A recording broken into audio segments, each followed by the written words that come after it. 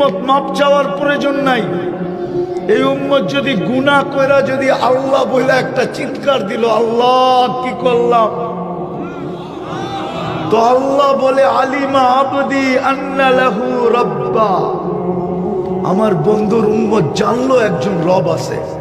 মাপ চায় না, তাতে কি আসে আর যায়।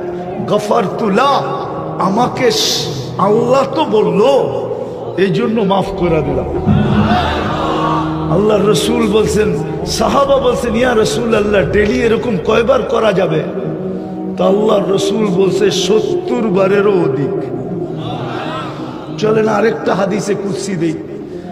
এই উম্মত গুনাহ ভাবতে ভাবতে ভাবতে ভাবতে নিজের গুনাহকে চিন্তা করতে করতে ভিতর থেকে যদি হায় বাহির হয়, হায় করলাম কি, কসম করলাম, হায় বলতে দেরি, আল্লাহ চিৎকার দিয়া বলতে দেরি করে না, মানাহতু ইলাইকা রিদওয়ানি, আমি তোকে রেজার চাদর দিয়া ডাইকা দিলাম, আল্লাহতু ইলাইকা গুফরানি, আমি তোকে মাগফিরাতের ভিতরে ডুবায়া দিলাম, ওয়া কুলতু লাকা লা তাহজান, কাছে আয়া আল্লাহ বলতে থাকে চিন্তা করিস না, গফারতু লাকা যুনুবা ওয়াল আওসার, তোর সব গুনাহ মাফ করে দিলাম, ওয়ালি আজলিকা সাম্মাইতু নাফসি আল আজিজুল গফফার, তোর জন্যই তো আমি আজিজুল গফফার নাম ধারণ করছি, নাইলে তো আমার আজিজুল গফফার হওয়ার দরকারই ছিল না, আমি তো তোর জন্যই গফফার। এটা হলো মুহাম্মদী হওয়ার বেনিফিট। আরো দেখবেন, এক রাত্রই 83 বছর। কয় রাত্র? কয় রাত্র? এক রাত্র না, 83 বছর না। আরে জানেন 83 বছর কোন রাত্র? লাইলাতুল 83 বছর 4 মাস। 80 বছর বাঁচার পরেও যদি মরা যান, আর আল্লাহ যদি জিজ্ঞাসা করে, ওই বুইরা কি নিয়ে আসছিস, আপনি বুক ফুলায় বলতে পারেন, এক রাত্রে একটা হিসাব দিয়া নেই, বাকিটা পরে দিব নে। আল্লাহ যদি বোঝে এক রাত্রের হিসাব মানি, এক রাত্রই তো 83 বছর 4 মাস ছিল, আমি 80 বছর দুনিয়ায় ছিলাম, 80 থেকে 80 বাদ দিয়া দেন, আপনি আমার কাছে পাওনা না, তারপরও 3 বছর 4 মাসের পাওনা, আমাকে পাওনাটা দিয়া দেন, এটুক দিয়ে আমার চলবে। এটা কোন কারণে পাইলেন? হ্যাঁ, অথচ বললে তো একজনও বলতে পারবেন না। কয়জন আছে এখানে ডেলি 200 বার দুরূদ পড়েন? ওই একজন হাত উঠেছে। এক বলো যুবক বলুক, ডেলি আমি 10 বার দুরূদ পড়ি। ওই যে এই যুবক বলছে, আর বেশিরভাগ হাত উঠাইতে পারে না। ডেলি 10 বার দুরূদ। কয়বার? কয়বার? কয়বার? হায় হায় হায়। 10 বার দুরূদ পড়লে 10 বার 100টা রহমত, 100টা গুনাহ মাফ, 100টা পজিশন উপরে ওঠে। কিন্তু 10 বার তো পড়ে না। আচ্ছা আরেকটা বলি, শুক্রবারে কয়জন এখানে আছে 1000 বার দুরূদ পড়ে? 2-4 জন ছাড়া কেউ নেই। অথচ নবীজি বলছিলেন, আমি এত কিছু তোমাদেরকে নিয়ে দিছি, এত কিছু তোমাদের জন্য আইনা দিছি, তোমাদের আমার কারণে তোমাদের এত বড় উচ্চ মর্যাদা। জানেন কত বড় উচ্চ মর্যাদা? এই উম্মতকে আল্লাহ কিয়ামতের দিন মাঠে দাঁড় করাবে না। কেননা মাঠে তো আসামি দাঁড়াবে। কি কিয়ামতের মাঠে কে দাঁড়াবে? আসামি আর সাক্ষী এক জায়গায় দাঁড়ায়? হ্যাঁ, কি বলেন? কোর্টের রুলস কি? আসামি আর সাক্ষী এক জায়গায়? আসামি আর সাক্ষী কাঠগোড়ায়, আর সাক্ষী সাক্ষীর কাঠগোড়ায় না, জজের পাশে দাঁড়ায়। কার পাশে? জজের পাশে দাঁড়ায় সাক্ষী। আর যদি রাজ সাক্ষী হয়, বলেন না, যদি রাজ সাক্ষী হয়, মনে হয় বোঝেন নাই। একটা হলো সাধারণ সাক্ষী, একটা হলো সরকারি রাজ সাক্ষী। রাজ সাক্ষী কোথায় দাঁড়ায়?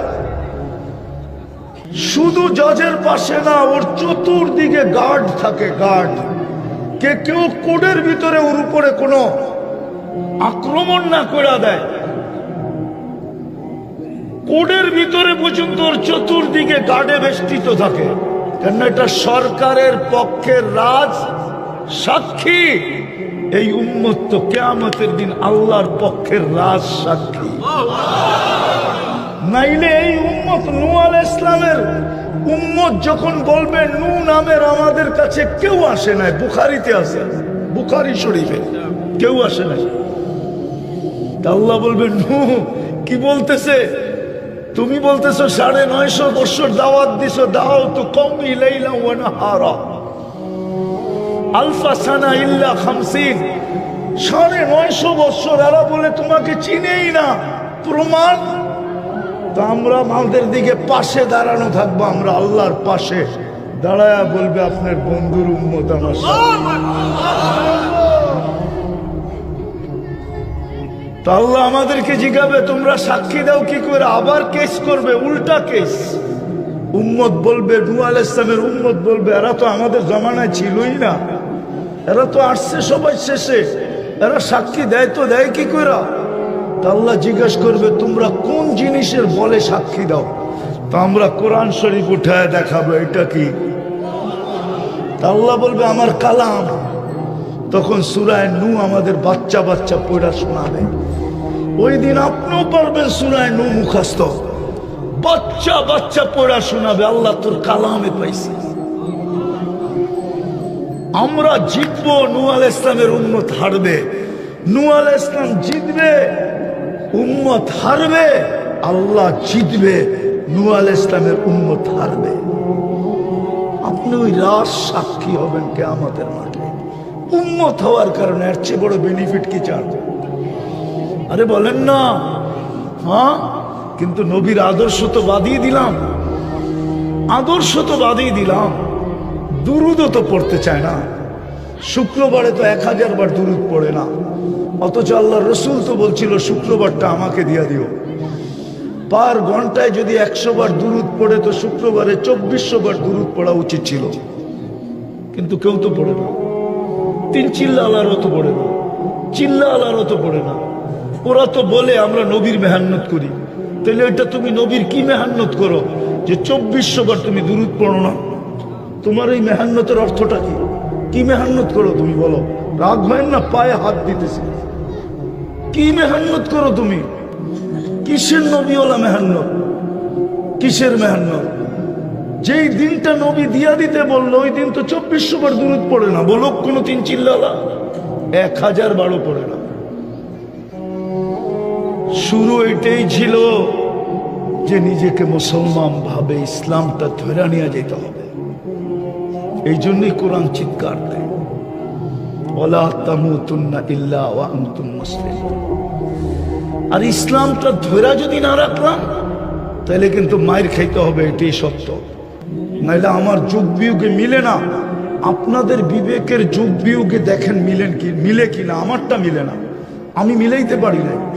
ফিলিস্তিনের যুদ্ধ আমি মাইনা নিতে পারতেছি না, আমার বিবেক মানতেছে না, আমার চোখে দেখা মানতেছে না।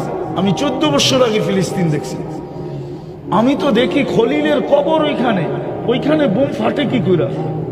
কবর তো খলিলের, খলিল বুঝেন, ইব্রাহিম খলিলের কবর। আমি তো চোখে দেখে বলতেছি, কবর আমার সামনে, এখন আপনাকে দেখাইতে পারতেছি না। খলিলের কবর যেখানে, ওইখানে বোম ফাটে কি করে?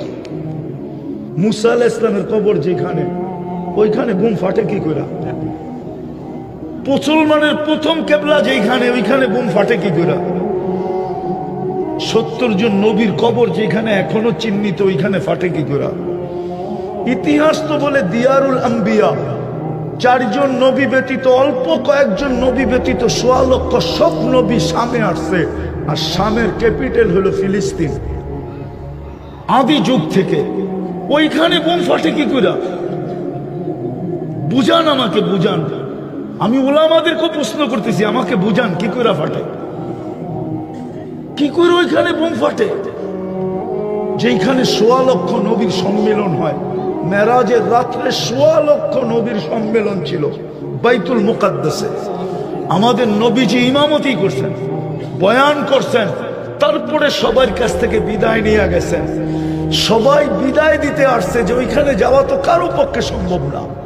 আপনি যেখানে যাবেন ওইখানে ফেরেশতার যাওয়া সম্ভব না, জিবরিল মিকাইলের যাওয়া সম্ভব না, আরশের নিচে যারা আছে ওদেরও উপরে উঠা সম্ভব না, শুধু একমাত্র আপনার সম্ভব। আমরা তো যেতে পারবো না, বিদায় দিতে আসছে, আপনি যান, ভাগ্য আপনার। এই জন্য জিবরিল চলতে চলতে যায় বলছে আগে যান।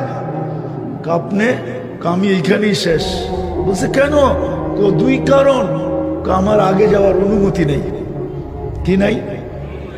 দ্বিতীয় আরেকটা কানে কানে বলছেন আমার শরীরে ফিটনেসও নেই। মনে হয় ফিটনেস বুঝেন না, ঠিক না? হ্যাঁ, খালি না এদিকে ওদিকে গাঁটাগাঁটি করেন। যারা প্লেনে চাকরি করে ওদেরকে প্রতি বৎসরে বডি ফিটনেস রিনিউ করতে হয়, এটা জানেন?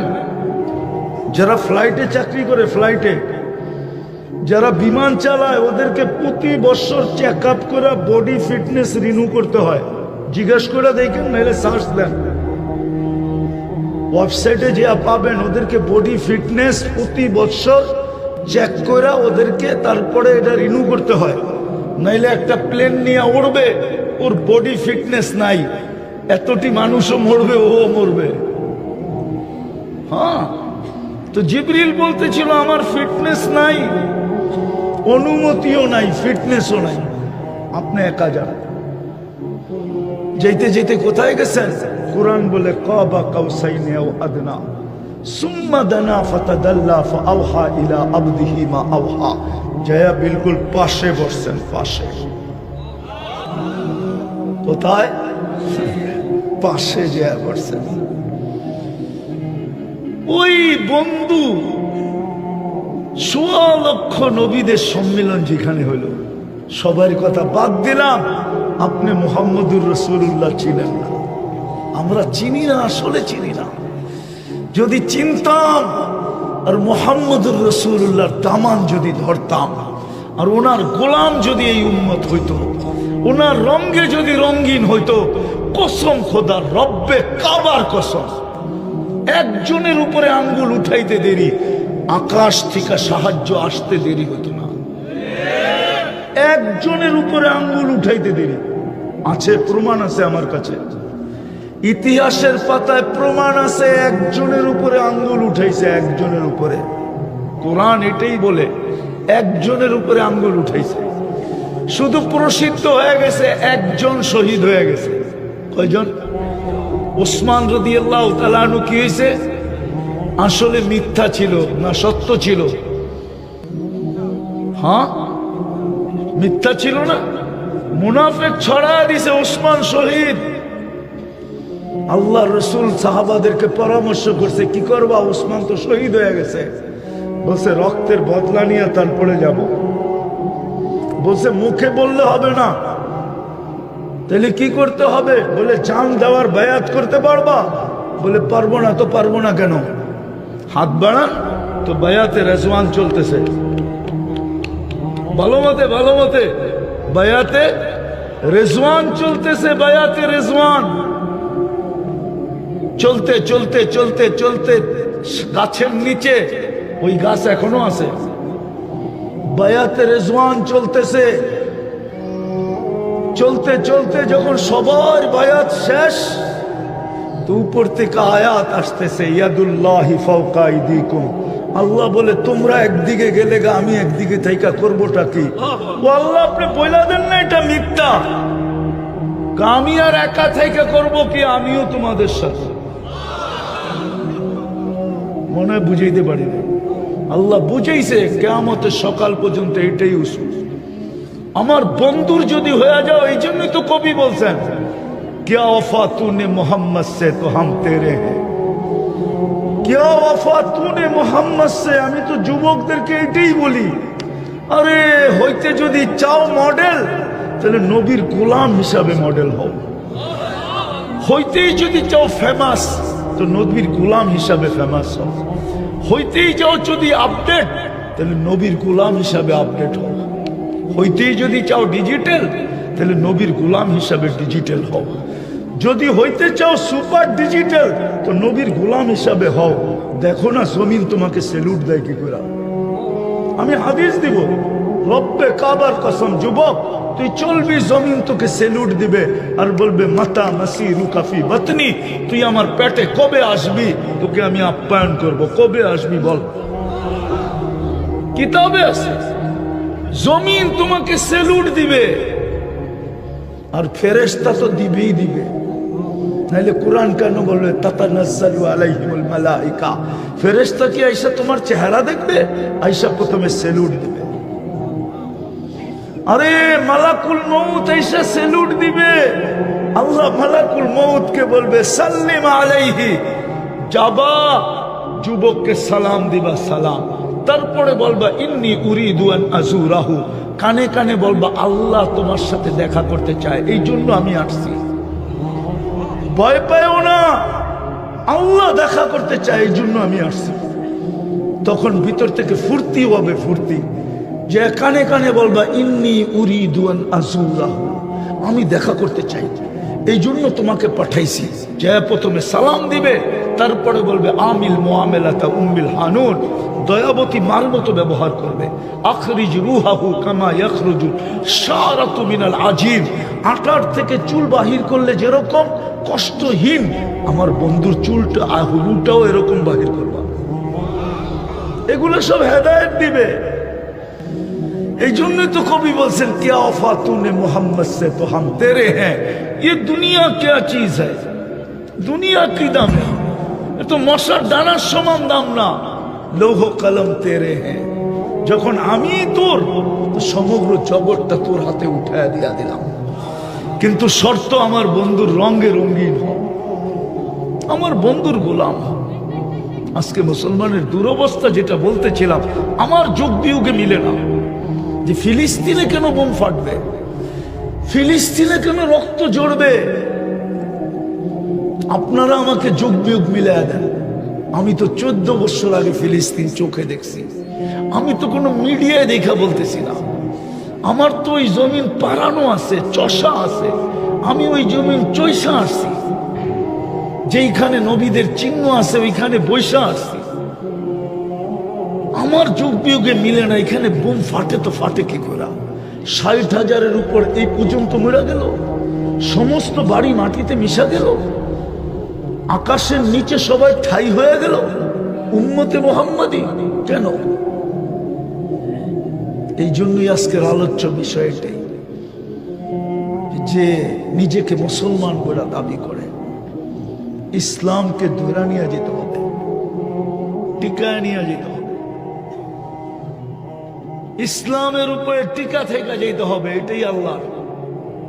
যুবকদেরকে একটু বুঝাই দেখি, রান আউট থেকে বাঁচা, বোঝেন? রান আউট থেকে বাঁচার সর্বশেষ চেষ্টা কি? ও যুবক বলো না, কি করা? দৌড়ায়া যদি দৌড় দিতে দিতে দিতে নিজের পাও যদি নাও ঢুকাইতে পারলো, তো ব্যাডের আগাটা যদি দাগের ভিতরে ঢুকাই দিতে পারলো শুয়া, তারপরও রান আউট থেকে বেঁচে যাবে। হ্যাঁ, আল্লাহ বলে এতটুক কর তুই, ইসলামের সীমারেখার ভিতরে পাটা রেখা আসিস, এটার থেকে যে বাহিরে যেন না যায়। কিন্তু ইসলামের সীমারেখার ভিতরে পাটা থাকবে কি করে? এটার জন্য 3টা কাজ করতে হবে। যদি করতে পারেন তাহলে ইনশাআল্লাহ কসম খোদা আপনার পাও ইসলামের সীমারেখার থেকে কখনো বাহির হবে না। পারবেন? হ্যাঁ পারবেন? বলবো? হ্যাঁ বলবো। একটা হলো নিজের সম্পর্ক মসজিদের সাথে জোড়া। ইন্নামা ইয়ামুরু মাসাজিদাকুম মান আমান।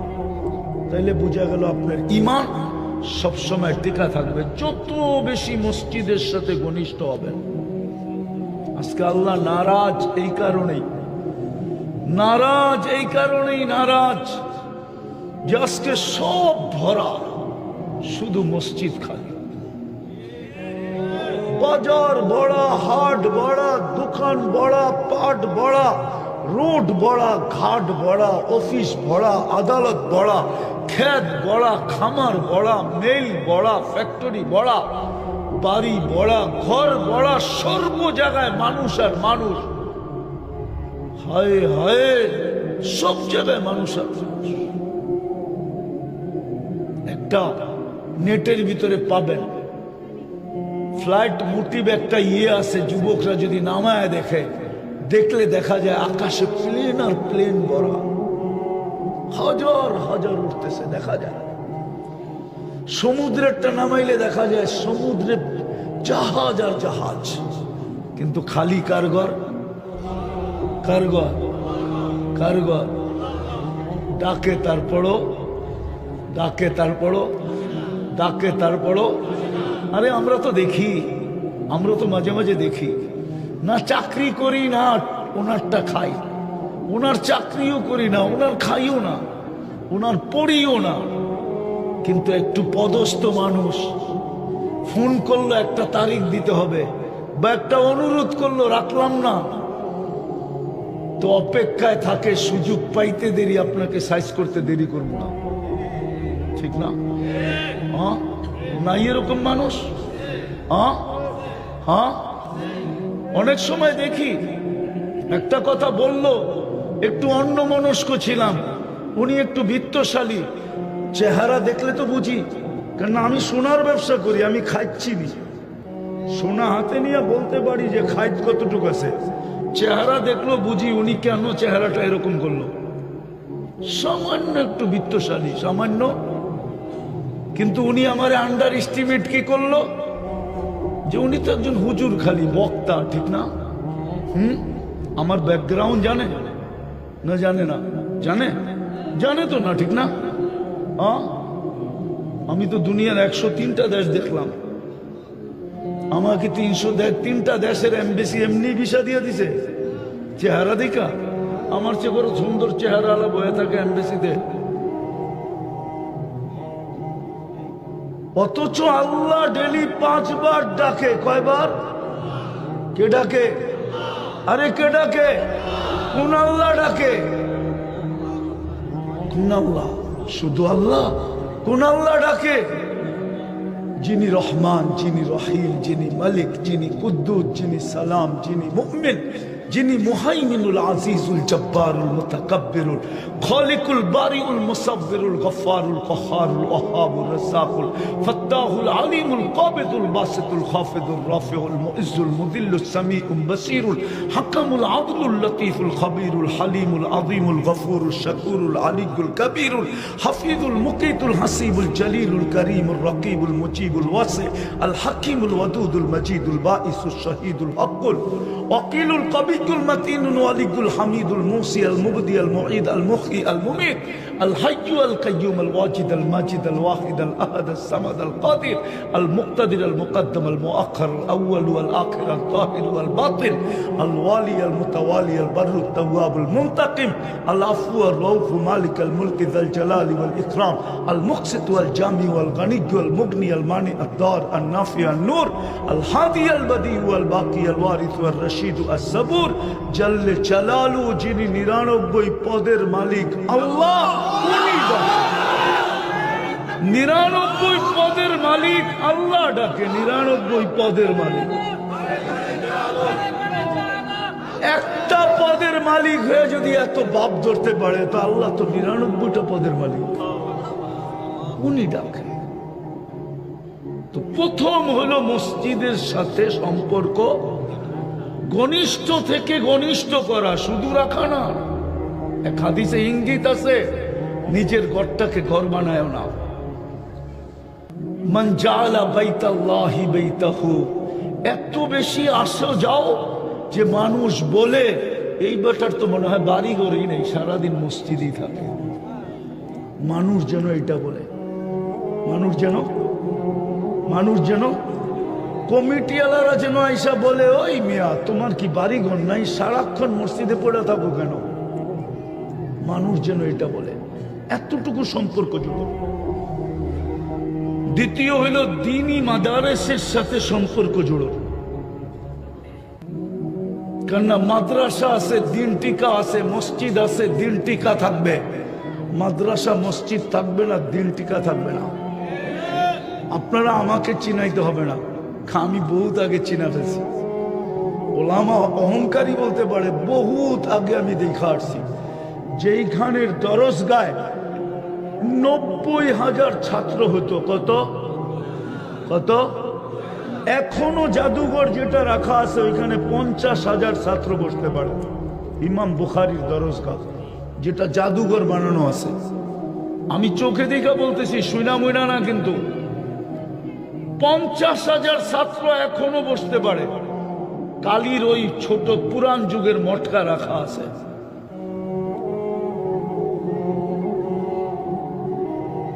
কিন্তু 85 বৎসর গেছে, ওই মসজিদে আজান হয় না। এখনো ওইখানে নুরানি কায়দাও পড়ানো হয় না। নুরানি কায়দা ওই বুখারী রহমতুল্লাহ আলাইহির মাদ্রাসা, নুরানি কায়দা এখন পড়ানো হয় না, বন্ধ। এই জন্য দ্বিতীয় হলো, দিনের উপরে যদি ইসলাম যদি ধরে রাখতে চাই, তাহলে আমাকে মাদ্রাসার সাথে সম্পর্ক জুড়তে হবে। আপনি বোঝেন আর না বোঝেন, আপনার দ্বীনি মাদারিসের সাথে সম্পর্ক জুড়তে হবে। ভালো মতো নোট করে রাখেন। সময় তো নাই, নাহলে আপনাকে আমি প্রমাণ দিয়ে বুঝাইতে পারতাম। আমি দুনিয়া ঘুরা বলতেছি, আমার চোখের পানি শেষ। হ্যাঁ, ওলামা চিনে আবু আব্দুল্লাহ উন্দুলুসিকে, আপনি চিনবেন না। ওলামা চিনে ইমাম কর্তবীকে, ওনার গ্রামে আমি গিয়ে আসছি, ওনার গ্রামে একজন মুসলমানও নাই এখন। আবু আব্দুল্লাহ উন্দুলুসি উলামা চিনে, যার মুরিদের বহর যখন চলতো হজের জন্য, প্রথম মাথার হেজাজের ভিতরে ঢুকা যেত, হেজাজের সীমান্তে ঢুকা যেত, দ্বিতীয় মাথা উন্দুলুসে থেকে যেত।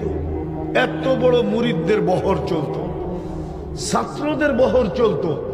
ওইখানে একজন মুসলমানও নাই, একটা ইটও নাই, একটা চিহ্নও নাই। আমাকে চিনাইতে হবে না, ওলামারা চিনবে, আপনি চিনবেন না।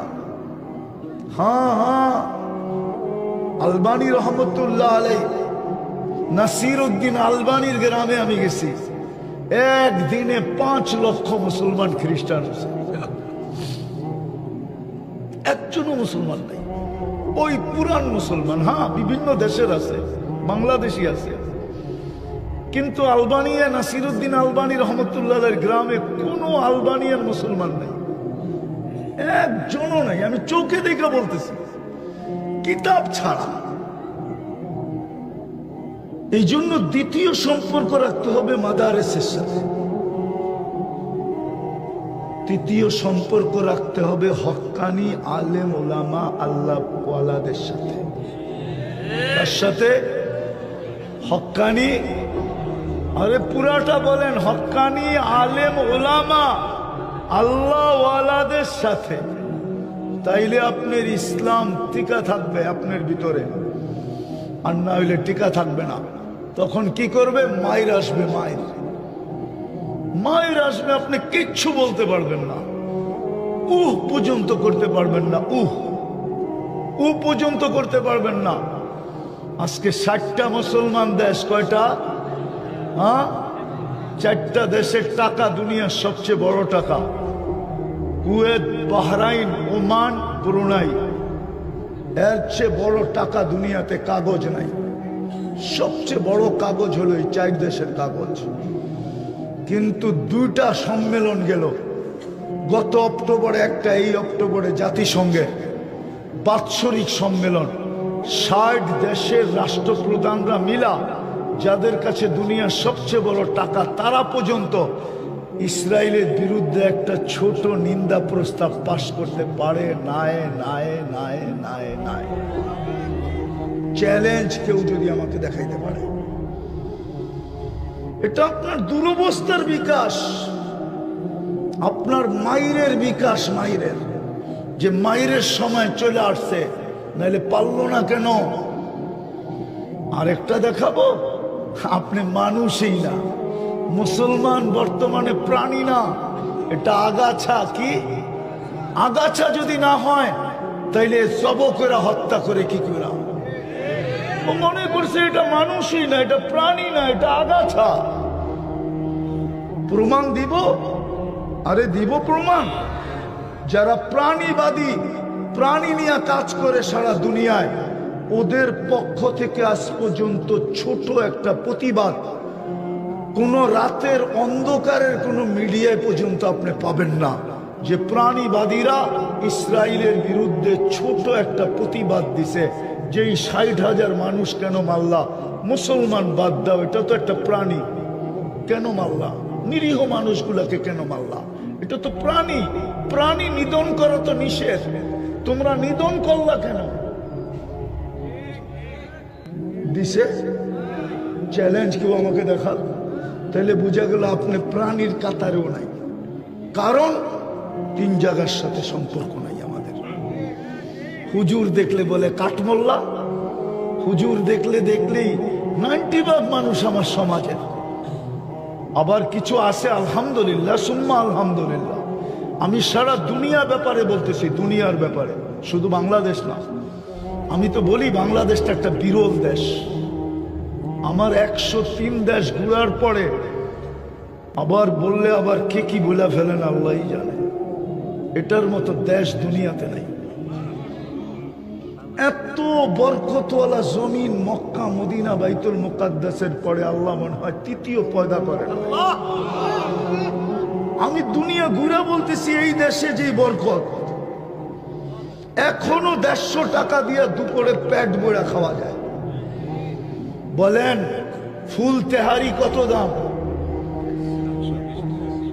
উনি 120 টাকা, মেনে নিলাম 150 টাকা, ঠিক না? ফুল তেহারি এনে কয়জনে খেতে পারবেন? আপনি পারবেন না? না, আপনার এই শরীর একটু মোটা সোটা আছে, আপনিও পারবেন না, খাওয়ায় বলে পারবো না। দুনিয়ার কোথাও নেই 150 টাকা দিয়ে আপনি তেহারি খাবেন। চ্যালেঞ্জ আপনার সাথে। 150 টাকায় কয় ডলার হয়? আরে বলেন না, কয় ডলার? কয় ডলার? হ্যাঁ, $1.25, ঠিক না?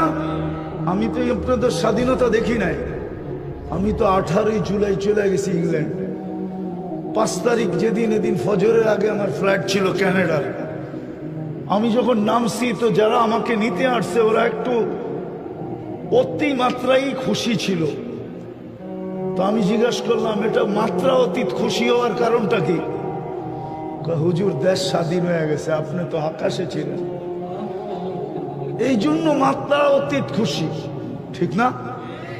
তারপরে আমি আসছি আগস্টের 18 তারিখে, 2-3 দিন ছিলাম, চলে গেছি আমি কোরিয়ায়। আমি আসছি সেপ্টেম্বরের 22 তারিখে, 23 তারিখে বাংলাদেশে। আমি তো এই সফরে দেখলাম, দেখা বলতেছি। আমি আসছি গুয়াংজো দিয়া, এয়ারপোর্টে খাইতে গেলাম হালাল, হ্যাঁ হালাল খাওয়া। আমি তো খাই নাই, আমার সাথে লোক ছিল বাঙালি ছেলেরা, আমি তো একাই ছিলাম। ওরা বলে হুজুর আজকে আপনারটা খাবো। আমি খা, কিন্তু টাকা বাংলায় যা খাওয়াইলাম ওদেরকে, ওটা দিয়া খাওয়াইলে বাংলাদেশে 100 জনকে খাওয়াইতে পারতাম। কাচ্চি 100 প্যাকেট পাইতাম, কাচ্চি না পাইতাম তেহারি পাইতাম। বাংলাদেশের মতো বরকত কোথাও নাই, সর্বদিক দিয়া বাংলাদেশ দিয়ে তুলনা হলো অন্য সারা দুনিয়ার মুসলমান নিয়ে। আজকে আমরা আগাছা হয়ে গেছি, কেননা এই 3 জায়গার সম্পর্ক আমাদের নাই। মসজিদের সম্পর্ক নাই, মাদারেসের সাথে সম্পর্ক নাই, আলেম ওলামা, হক্কানি আলেম ওলামা আল্লাহ ওয়ালাদেরকে আমরা ইনসাল্ট করতে আমরা দেরি করি না। মুসলমান এদেরকে কদর করে না, কদর করে না, যার কারণে আজকে আল্লাহ নারাজ। আল্লাহ কি নারাজ। এই জন্যই মনে হয় বোম ফাটে, নাইলে বোম ফাটার কোনো যুক্তিকতা আমি আমার ব্রেন দিয়া খুঁজে পাই না যে ওইখানে বোম ফাটে কি করে। এই জন্য আসেন তওবা করে ফিরে আসি। 3 জায়গার সাথে সম্পর্ক জুড়ি, নিজের পক্ষ থেকে আইসা জিজ্ঞাসা করি, হাত যেন না পাততে হয়। আল্লাহ যদি জিজ্ঞাসা করে, এক হাদিসে ইঙ্গিত আছে, ইঙ্গিত, আল্লাহ একদিন কিয়ামতের দিন একজনকে বলবে, আমি তো খাওয়া চাইছিলাম, তুই তো আমাকে খাওয়াইলি না। তো ও আকাশতে পড়বে, বলবে, আল্লাহ আপনি আর খাওন চাইছিলেন কবে আর দেই নাই কবে? আপনার যদি দুনিয়ায় পাইতাম তাহলে তো দুধ মধু দিয়ে গোসল করাইতাম, খালি খাওয়াইতাম। তা আল্লাহ চিত্রটা তুলে ধরবে, কিরামান কাতিবিন ইয়ালামুনা মা তাফআলুন। চিত্র দেখা বলবো আসছিল আম্মা সাইলা ফালা তানহার, আসছিল তোর কাছে, চাইছিল এক লোকমা খাওয়া, কিন্তু তুই তাড়ায়া দিছিস। ওই দিন খাওয়াইলে আমাকেই খাওয়ানো হতো, আর আজকে যদি ওই দিন যদি তুই খাওয়াইতি তাহলে এই যে দেখ জান্নাত আমি তোর জন্য এক লোকমার বিনিময়ে বানায় রাখছিলাম, কিন্তু তুই খাওয়াস নাই। দুঃখ তো এটাই লাগে যখন মাদ্রাসার জন্য চাঁদা হয়, দুঃখ তো এইখানেই লাগে যখন মসজিদের জন্য চাঁদা হয়, দুঃখ তো ওইখানেই লাগে যেখানে আলেমকে ইনসাল্ট করা হয়, আলেমদেরকে নিয়ে বলা হয়। দুঃখ তো এইখানেই লাগে, নাইলে দুঃখের কোনো বিষয় ছিল না। দুঃখ ওইখানেই লাগে আলেমদেরকে যখন ছোট করা হয়, দুঃখ ওইখানেই লাগে, নাইলে তো কোনো দুঃখ ছিল না। নাইলে বিত্তশালী কম আছে নাকি? যেখানেই মসজিদের সাইনবোর্ড দেখছে চুপে চুপে এসে বলতো আমারে বানাইতে দেন। আল্লাহ যদি কিয়ামতের দিন জিজ্ঞেস করে টাকা কে দিছিল, তো আপনি তো বলতে বাধ্য হবেন আপনি দিছেন, ঠিক না? তোর ঘরটা তো এত সুন্দর বানাইলি, আমার ঘরটার জন্য গেছিল, ধাক্কা দিয়ে তো বাড়ি করে দিলি। আমরা কি দেখি না বিক্রমপুরে কি নাই?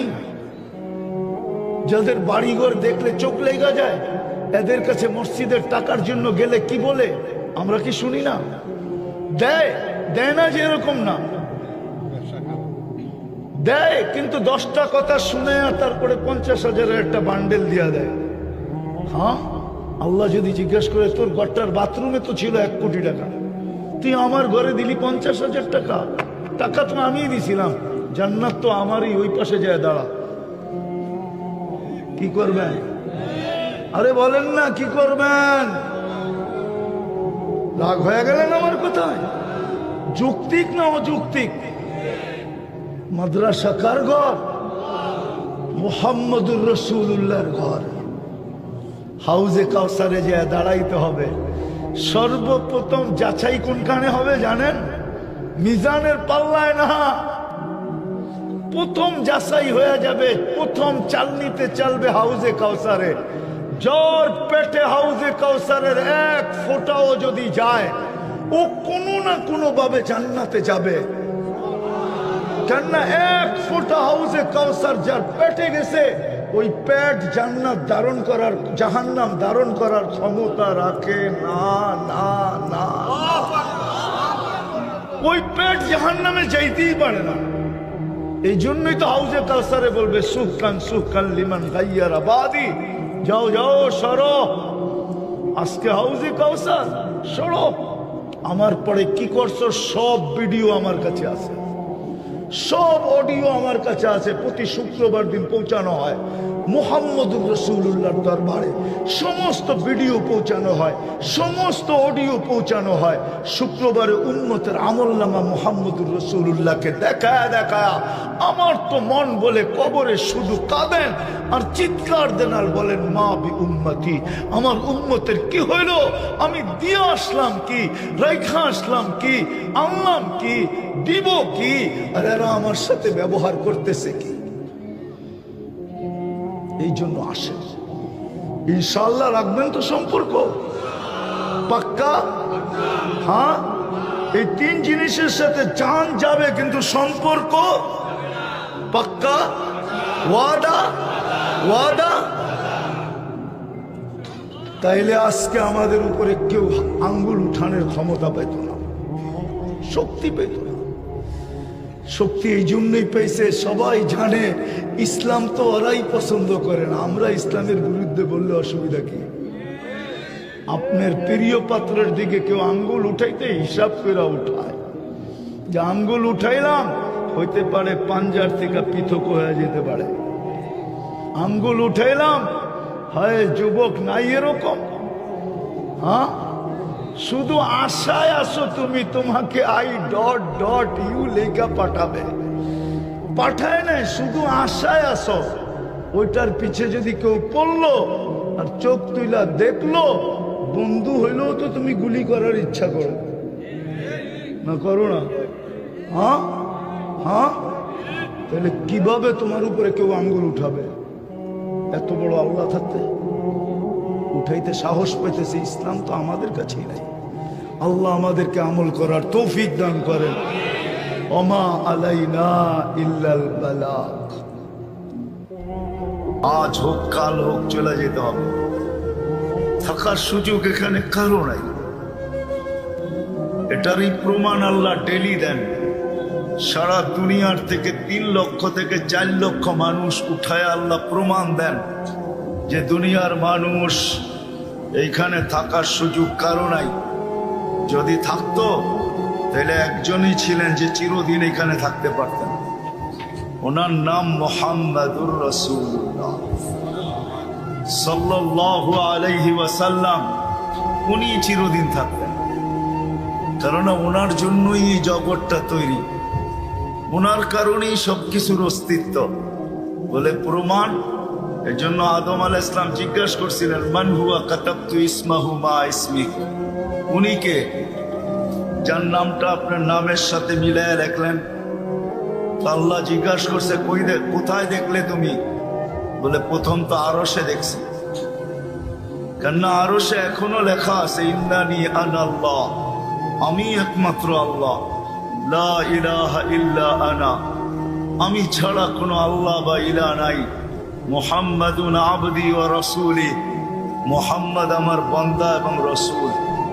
মান আমানা বি ওয়া আতা রাসূলি, যে আমার উপরে ঈমান আনবে আর আমার নবীদের অনুকরণ করবে, আদখালতুহুল জান্নাতা বিআহদি, আল্লাহ বলে আমি আমার দায়িত্বে তাকে জান্নাতে ঢুকাবো। তো বলছে প্রথম জান্নাতে আরশে দেখছি। আল্লাহ জিজ্ঞাসা করছে তারপর? বলছে তারপর যেই ফেরেশতারা আমাকে জান্নাতে নিয়ে যাওয়ার জন্য আসছিলেন, প্রত্যেকের কপালে লেখা দেখছি, লা ইলাহা ইল্লাল্লাহ মুহাম্মাদুর রাসূলুল্লাহ। জিজ্ঞাসা করছে তারপর? বলে জান্নাতের গেটে লেখা আছে, লা ইলাহা ইল্লাল্লাহ মুহাম্মাদুর রাসূলুল্লাহ। জিজ্ঞাসা করছে তারপর কই দেখলে? বলছে কোন জিনিসে না দেখছি, জান্নাতের যেটাই হাত ধরিয়া ধরি আর যেটাই চোখ বুলাই ওইখানে এই কলেমা লেখা আছে। আল্লাহ জিজ্ঞাসা করছে, আলা তারিফুহু, তুমি একে চিনো না? আসলামই তো জুমা 8 দিন কোত্থেকে চিনবো? আল্লাহ বলেন, লাউলাহু লামা খালাকতুকা ইয়া আদম, উনি না হইলে তোমার অস্তিত্ব হতো না। আপনার আমার অস্তিত্ব ওনার কারণে। উনি চিরদিন থাকতেন। উনি যখন থাকেন না, তো আমাদেরও থাকা যাবে না, চলে যেতে হবে এখান থেকে। কিন্তু আসলাম আর গেলাম এটা হলেও চলবে না। এই ছোট জীবনটাকে গড়া যেতে হবে। যেই ছোট জীবনটাকে গড়বে, চাই দুনিয়ার যেখানেই থাকুক না কেন, বর্ণ যেমনই হোক না কেন, বর্ণ বোঝেন তো, কালার যেমনই হোক, রং যেমনই হোক, বাসা যেমনই হোক, বংশগুলি যেমনই হোক, দেশ যেমনই হোক, দুনিয়ার পজিশন যতই নিচের হোক, যে গড়া যাবে। এরকম এক ব্যক্তি দুনিয়াতে পাওয়া যায়, অনেকগুলা যার ভিতরে একত্রিত। টোকাইলে দেখা যাবে উনি বেলাল রাদিয়াল্লাহু তাআলা আনহু দাঁড়ান, যার দুনিয়ার পজিশন ছিল কৃতদাস, রং ছিল তো কালা, বাড়ি ছিল তো ইথিওপিয়া, অনারব ছিলেন, তোতলা ছিলেন, কিন্তু জীবনটা করছিলেন। আমি চোখে দেখা বলতেছি, কিতাব পড়া না। আমি 6 বার ওনার বাড়ি দেখছি, আলহামদুলিল্লাহ। আরো আমার দেখতে ইচ্ছা করে, কেন ওইখানে গেলে চোখে পানি আসে, দিলের ভিতরে চিৎকার আসে। চোখে পানি আসে এটা মনে করা, ভিতরে চিৎকার আসে এটা মনে করা যে বেলাল তুমি কোথায়, আমি কোথায়, তুমি কোথায়, দুনিয়া কোথায়? তোমার দেশটা তো ইথিওপিয়া। আজকেও তোমার দেশের মানুষগুলা কালো, না রং না ঢং। দুনিয়ার পজিশন ছিল কৃতদাস। যদিও পরে স্বাধীন হয়েছেন, আজাদ হয়ে গেছেন,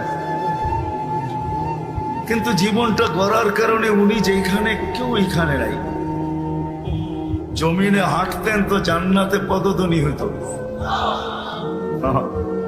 বেলাল জান্নাতে পদধ্বনি শোনার নাই, শুধু শুনাইছেন এটা না, ওলামায়ে কেরাম বলবেন আমলের ফজিলতে এখানে পড়ছে, আমিও মানি। কিন্তু আমি আরেকটা জিনিসও ভাবি যে বেলাল যেন মুহাম্মদুর রাসূলুল্লাহ সাল্লাল্লাহু আলাইহি ওয়াসাল্লামকে বুঝাইতেছিলেন যে সবাইকে ফাঁকি দিয়ে আপনি জান্নাত ভ্রমণ করতেছেন, আপনার নিকটতম সঙ্গীও জানে না আপনি কোথায়, সাথীরাও জানে না আপনি কোথায়, যেই ঘর থেকে গেছেন ওই গড়ালাও জানে না আপনি কোথায়, মক্কালাও জানে না আপনি কোথায়, দুনিয়ার কেউ জানে না আপনি কোথায়। শুধু যেখানে ভ্রমণ করতেছেন ওইখানের লোকগুলোই জানে আপনি ওইখানে। আমি কালো হইতে পারি, কৃতদাস হইতে পারি, অনারব হইতে পারি, তোতলা হইতে পারি, দুনিয়ার সব দোষ আমার ভিতরে একত্রিত হইতে পারে, কিন্তু আপনি একা একা জান্নাত দেখবেন এটা হবে না। সবাইকে ফাঁকি দিছেন বটে, কিন্তু আমাকে ফাঁকি দেওয়া সম্ভব হবে না। আপনি জান্নাত দেখবেন, আমি আগে আগে ঘুরব, আগে আগে থাকবো আমি। বেলাল যেন এটাই বুঝাইতেছিল। সত্য এটাই, ছোট জীবনটাকে ঘুরা যেতে হবে। এটা তো পুরুষ দেখাইলাম, ওই দেশের আরেকটা নারীও আছে, যে নারীর নাম আমাদের মুখে মুখে। মাত্র 1.5 ঘন্টার দূরত্ব বাপ বেলাল রাদিয়াল্লাহু তাআলা আনহুর বাড়ি থেকে রাবেয়া বসরির বাড়ি, মাত্র 1.5 ঘন্টা দূরত্বে। রাবেও কৃতদাসী ছিল, যদিও তাকে রাবেয়া বসরি বলে, খবর তার বসরায় আমি মানি, তাকে বিক্রি করা হয়েছিল বসরায়, কিন্তু সে আসলে বসরার না, সে তো ইথিওপিয়ার মেয়ে। সেও কালো ছিল, সে জীবনটা গড়ছিল নারী হিসাবে, গরিব হিসাবে।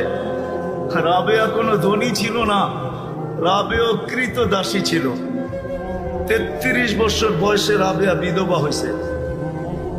নতুন কাপড় তার জানাজার কপালে জোটে নাই, তাহাজ্জুদের পুরান কাপড়ে তাকে দাফন করা হয়েছে। রাবেয়ার নাম এখনো আমাদের মুখে মুখে। এই বাজারও পাওয়া যাবে, এই চুলির বাজারও যদি থাকে কোনো ইসলামিক বইয়ের দোকান, ওইখানেও রাবেয়ার জীবনী হয়তো পাওয়া যেতে পারে, কিন্তু চাঁদপুরে পাওয়া যাবে এতে কোনো সন্দেহ নাই। দুনিয়ার কোনো বাসা নাই যে বাসায় রাবেয়ার জীবনী লেখা না হয়েছে। সেও একজন কৃতদাসী ছিল। জীবনটা এমন গড়া গড়ছে যে কাফনে নতুন কাপড় জোটে নাই। বাবার বিষয় কিন্তু আমি নিয়ে যেতেছি একটু দূর থেকে আপনাদেরকে বাবাইতে। বাবা উচিত, যুবকদেরকেও বলতেছি একটু ভাবো, মা বোনদেরকেও বলতেছি ভাবেন। সত্য এটাই, কে কোথায় আছে এটা আল্লাহ দেখেন না, কার সম্পর্ক কার সাথে এটাও দেখেন না। আমি 2-4টা দেখাবো আপনাদেরকে। আল্লাহ রাবেয়ার দুনিয়ার অবস্থান কি এটা আল্লাহ দেখেন নাই। যখন স্বপ্নে দেখছে রাবেয়াকে জিজ্ঞাসা করছে, রাবেয়া কি অবস্থা? বসে পুরান কাপড় খুলা দিছেন, নূরের কাপড় পরায়া দিছেন। বসে জগৎটা দেখা বোঝো না কোথায় রাখছে আল্লাহ? রাবেয়া নূরের পোশাক পরার নূরের জগতের ভিতরে ঘুরতে ছিল। জান্নাতের জগৎটা নূরেরই, এটাই সত্য। আলা ইল্লিগিন, এটা নূরের জগৎ, ওই নূরের ভিতরেই ঘুরতে থাকে। হায় হায়, রাবেয়া তো বহুত দূর। এর আগেও এখনো সুগ্রাণ বাহির হয়, ওই গ্রাণ আমার নাকে এখনো আছে, এখনো। চাঁদপুরের মানুষ, আমার নাকে ওই গ্রাণ এখনো আছে। ফেরাউনের বাড়ির কৃতদাসী। ফেরাউন বড় বুজুর্গ ছিল, ঠিক না? হ্যাঁ, কি বলেন? ফেরাউন যখন বুজুর্গ, আর বাড়ির কৃতদাসীও তো বুজুর্গই হবে, ঠিক না? আল্লাহওয়ালা ছিল না? আরে কুতুব তো ছিলই ছিল, ঠিক না? কি ছিল ফেরাউন? হ্যাঁ, কাফের শুধু, সালেম শুধু, এতটুকু হইলেও তো মনকে বড় শান্তি পেতাম। ফেরাউন তো ছিল খোদারও বাবা। আনা রব্বুকুমুল আ'লা, এটার অর্থ হলো আমি খোদারও বাবা, গড ফাদার। আমি তোমাদের খোদারও বাবা। তার বাড়ির কৃতদাসীর কবর থেকে এখনো সুঘ্রাণ বাহির হয়, আমার এই নাকে ঘ্রাণ এখনো আছে। আমি আপনাকে ঘ্রাণ শুঙ্গাইতে পারবো না, কিন্তু আমার নাকে আছে, আমি এখনো মাঝে মাঝে ওই ঘ্রাণ অনুভব করি, কেননা ওই কবর থেকে এখনো সুঘ্রাণ বাহির হয়। ঠিকানা নিয়ে যেতে পারেন, আপনার নাকেও লাগায় আসতে পারেন।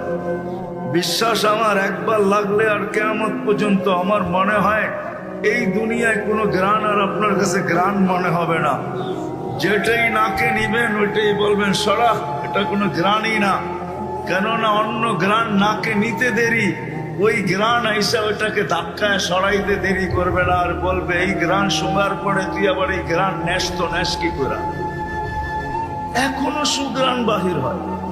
আল্লাহর রসুল যখন মেরাজে যাইতেছিলেন, তো ওই কবরের পাশ দিয়ে যখন যাইতেছিলেন, তো দাঁড়ায় গেছিলেন। জিবরিল আলাইহিস সালাম বলছিলেন দাঁড়াইলে চলবে না, সফর বড় লম্বা, এক রাত্রে পরিসমাপ্তি ঘটাইতে হবে। আল্লাহর রসুল বলছিলেন জিবরিল ইন্নী আজিদু রিহা জান্নাহ হুনা, এইখানে তো জান্নাতের সুঘ্রাণ পাইতেছি, তুমি বলতেছো আগে চলতে। তো আল্লাহ আওয়াজ দিছে জিবরিল আজকে বন্ধুকে দেখা হবে, মেহমান দেখা হবে, মেজবান দেখা হবে না। তুমি রাত্র দেখো কেন, বন্ধু কি জিজ্ঞাস করে এটা দেখো। আমরা তো বন্ধুও চিনি না, চিনি নাকি? রসুল তো চিনি না, আমরা চিনি? যদি চিনতেন, যারা ওয়াজ করাইতেছে যুবকরা, এরা আমাকে হাত উঠায় বলো যে আজ পর্যন্ত 12ই রবিউল আউয়াল বহুতবার আসছে, আসে না? এই বয়সে যুবকরা বহুতবার চুল কাটছে। একজন হাত উঠায় বলুক যে আমি সেলুনে যায় বলছি আজকে 12ই রবিউল আউয়াল চুল কাটতে আসছি। আজকে তোর দোকানে যতই ডিজাইন থাকুক না কেন, সেলুনের ভিতরে ডিজাইন রাখা থাকে, তোর দোকানে যতই ডিজাইন থাকুক সরা সব, আজকে আমি 12ই রবিউল আউয়ালে আসছি আমার নবীর ডিজাইনে চুল কাটতে। একজন হাত উঠায় বলুক, এই পুরো মজমা বলুক যে আমি জীবনে একদিন যে সেলুনে এই কথা বলছি যে আজকে আমার চুল কাটা দিবে আমার নবীর স্টাইলে। স্টাইল বুঝেন তো? একজন হাত উঠে দেখাইতে পারবেন যে আপনি সেলুনে যে বলছেন? না কোনো যুবক বলছে। নবীকে তো চিনে না।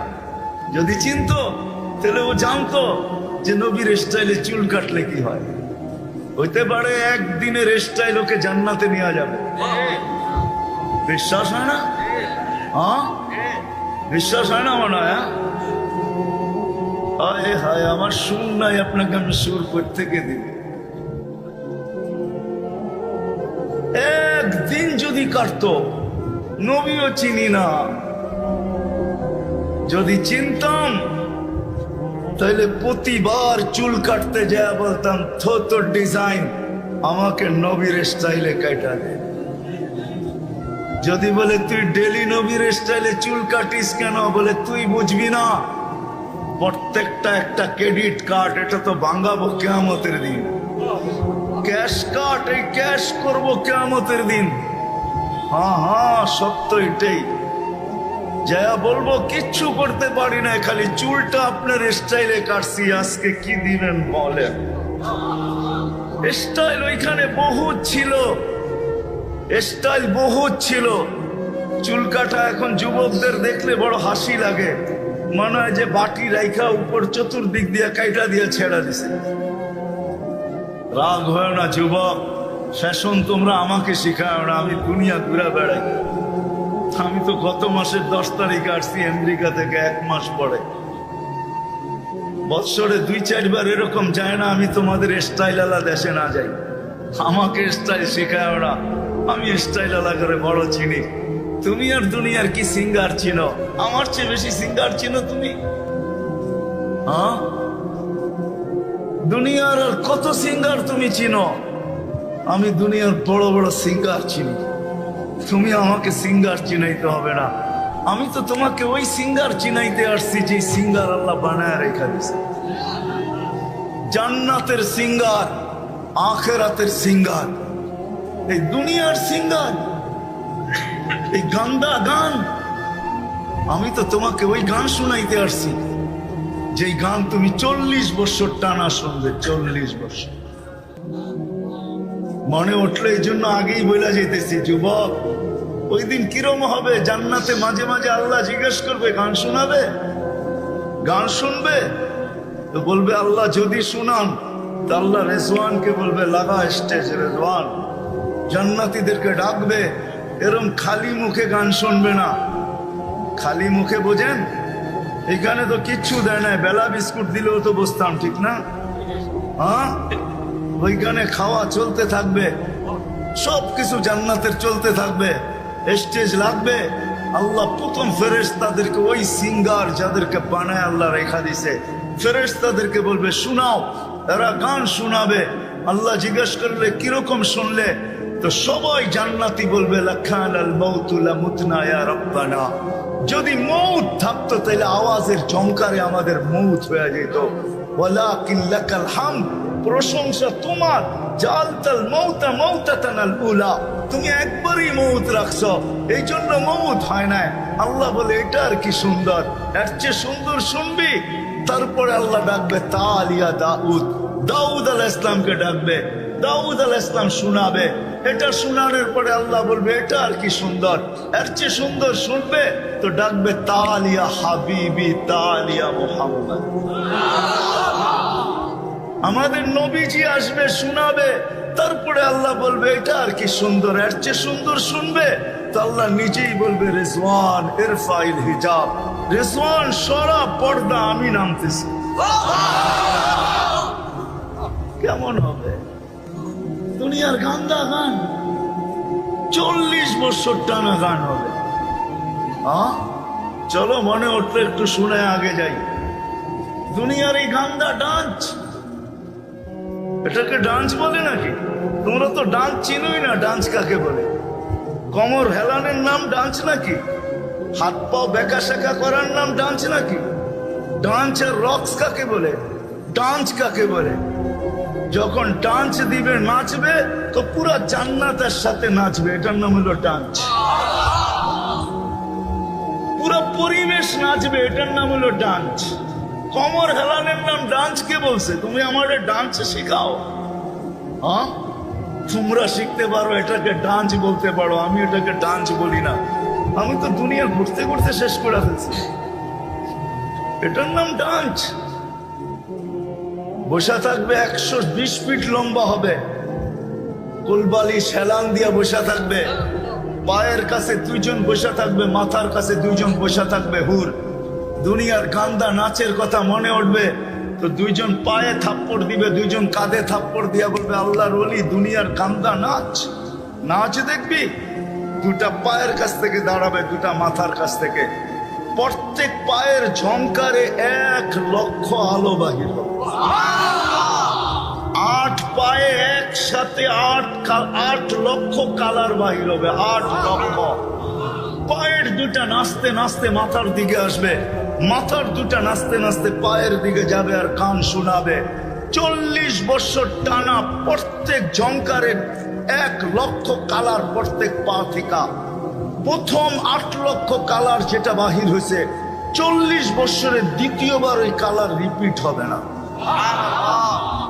40 বছর পরে গালে চিমটি কাইটা বলবে খালি নাচ আর গানই দেখবি, আমাকে শরীরের ভিতরে আর কিছু দেখোস না? মনে হয় না, ঠিক না? হ্যাঁ, আর কিছু দেখোস না আমার শরীরে? চল কামরার ভিতরে নিয়ে তোরে দেখামু কি আছে আমার ভিতরে। হায় যুবক, কই পাগল হয়ে গেল তোমরা? দুনিয়ার গান্দা,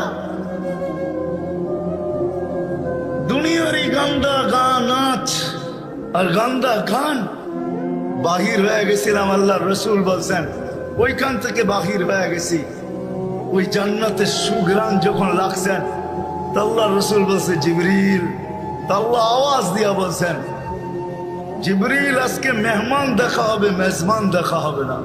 বন্ধু কি জিগায় তা বলো, কি চায়? তো বলছে এটা কিসের সুঘ্রাণ?